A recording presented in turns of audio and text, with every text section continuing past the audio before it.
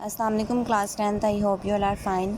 Next जो है वो रेस्पिरेटरी और डिसऑर्डर हमने पढ़ना है वो asthma. Asthma is the form of allergy in which there is inflammation of the bronchi, more mucus production and narrowing of the airway. इसमें कह रहे हैं एस्थमा एक एलर्जी है, ये भी जो है वो इन्फ्लेमेशन ऑफ ब्रोंकाई है। जैसे आपने पढ़ा था ब्रोंकाइटिस में, वो भी इन्फ्लेमेशन ऑफ ब्रोंकाई था, लेकिन एस्थमा में कुछ एलर्जेंट्स होते हैं जिनकी वजह से ये एस्थमा जो है वो कॉज होता है। In asthma patient, the bronchi and the bronchioles become sensitive to different allergens, allergy causing factors, जिसमें एग्जांपल है dust, smoke, perfume, pollens etcetera. वो कह रहे हैं कि इसमें भी क्या होगा, ब्रोंकाई जो होगी उसमें म्यूकस प्रोडक्शन होगी, वो नैरो हो जाएगा एयरवे, तो वो किसी एलर्जेंट्स की वजह से होगा। कोई ऐसे केमिकल्स हैं, डस्ट पार्टिकल्स हैं, परफ्यूम्स या फिर पोलन की वजह से, पोलन्स होते हैं जो प्लांट्स में जो है वो रिलीज़ होते हैं, पोलन ग्रेन्स जिनको बोलते हैं, तो उनके जो है वो उसकी वो एलर्जी जो है वो कॉज करते हैं एस्थमा की। When exposed to any of such allergens the sensitive airways show immediately an excessive response of constriction. In this condition the patient feel difficulty in breathing. जब उन्हें इस तरह के जो एलर्जेंट से जो है वो एक्सपोज हो जाए, मतलब उनका सामना हो, फेस करने पड़े, जैसे सपोज फॉर एग्जांपल के डस्ट है वो के पार्टिकल ज़्यादा हैं, तो उसकी वजह से क्या होगा कि वो जो हमारी ब्रोंकाई है वो उसमें जो है वो म्यूकस प्रोडक्शन ज़्यादा हो जाएगी और इस तरह वो डिफ़िकल्टी हो जाएगी ब्रीथिंग में। The symptoms of asthma vary from person to person. The major symptom includes shortness of breath specially with exertion और at night, wheezing, whistling sound when breath out, cough and chest tightness. इसके symptoms में क्या है कि shortness of breathe है, उसके अलावा जो स्पेशली होती है किसी मतलब एक्सर्शन मतलब मुश्किल ज़्यादा काम करने की वजह से, और रात के टाइम ज़्यादा होती है। इस तरह wheezing sound wheezing sound when breathing out, सांस लेते हैं उसके साथ साथ जो है आवाज़ आती है, और इस तरह खांसी और जो है वो चेस्ट टाइटनेस जो है वो ये जो है सारे उसके सिम्टम्स हैं। The chemicals with abilities to dilate the bronchi and bronchioles are used in the treatment of asthma. Such medicine is given in the form of inhalers. वो कह रहे हैं कि जो ऐसे केमिकल जो कि ब्रोंकाई या ब्रोंक्यूल्स को जो है नैरो नहीं करते, उसको जो है वो थोड़ा ओपन रखने में मदद कर रहे हैं, डायलेट कर रहे हैं, उसको वसी करने में या खोलने में मदद कर रहे हैं,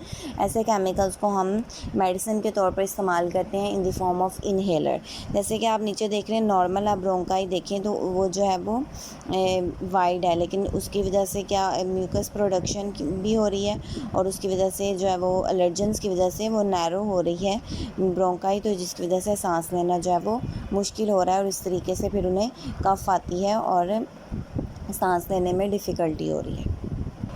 नेक्स्ट जो है वो आपका है bad effect of smoking. Asthma के बाद आपका है bad effect of smoking. Smoking is harmful due to the chemical in the cigarette and smoke. Tobacco smoke contains over 4,000 different chemicals, out of which at least 15 are carcinogenic and many are poisonous. वो कह रहे हैं कि जो bad effect है, आपको पता है कि स्मोकिंग के बैड इफ़ेक्ट्स हैं। इसमें टोबैको होती है जो कि जिसमें 4,000 डिफरेंट केमिकल्स होते हैं, और उसमें से 50 जो होते हैं वो कार्सिनोजेनिक होते हैं। कार्सिनोजेनिक ऐसे केमिकल्स होते हैं जो कि कैंसर कॉज करते हैं, और दूसरे पॉइजनस है, मतलब दूसरे भी जो है वो डेंजरस केमिकल है। तो आप खुद ही अंदाज़ा लगाएंगे कितनी ख़तरनाक है tobacco smoke. Many people think that lung cancer is the only smoking related disease, and it is the number one cause of death among smokers. वो कह रहे हैं कि जो स्मोकर्स हैं उनकी लंग्स जो हैं वो उनको में ज़्यादातर लंग कैंसर होता है, क्योंकि वो उनके लंग्स को इफेक्टेड कर रहे हैं। But it is not right. Cigarette smoke effect the body from head to toe, कह रहे हैं, लेकिन सिर्फ ये नहीं है कि वो सिर्फ लंग्स को इफेक्ट कर रहे हैं, बल्कि वो सर से लेके पाँव तक पूरी बॉडी को इफ़ेक्ट कर रहा है smoke. Smoker can have much higher risk of developing a number of life threatening diseases.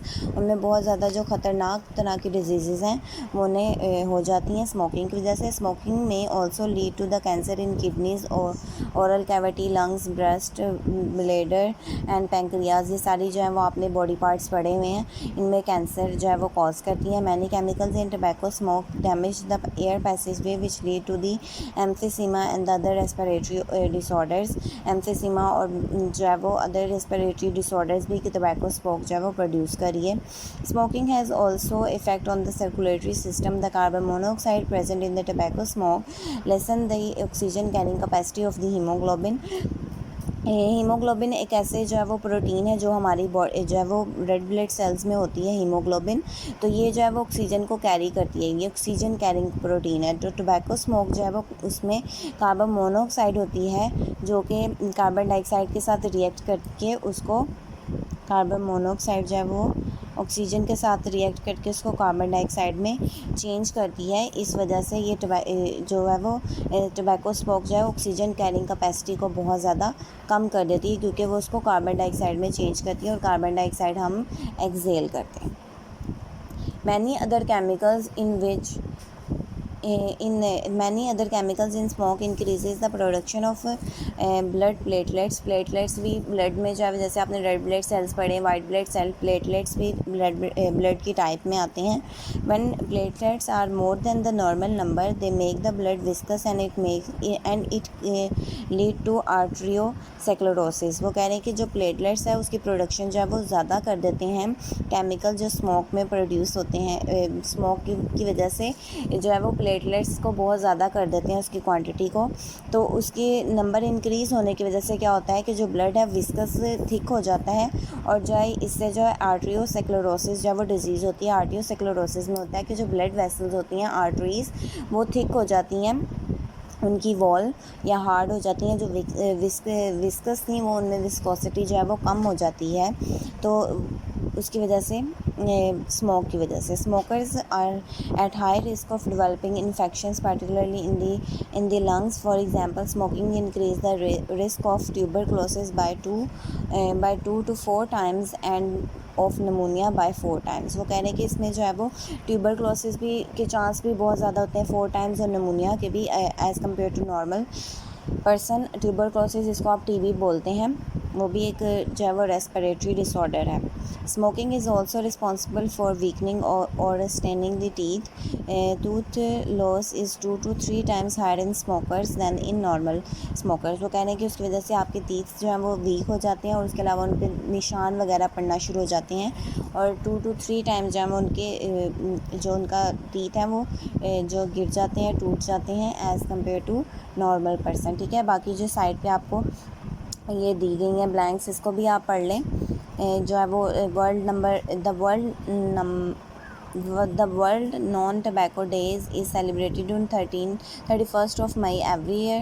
इसके अलावा non smoker who are exposed to second hand smoke, passive smoke at home or work increases their heart disease risk by 25 to 30% and their lung cancer by risk by 20 to 30%. ठीक है, जो smokers इस्तेमाल जो कि बाकी उनके साथ जो है वो स्मोकिंग जैसे स्मोकर्स कर रहे हैं उनके साथ वो स्मोक इनहेल कर रहे हैं उसकी वजह से भी इतने रिस्क हो जाते हैं उसके कैंसर के.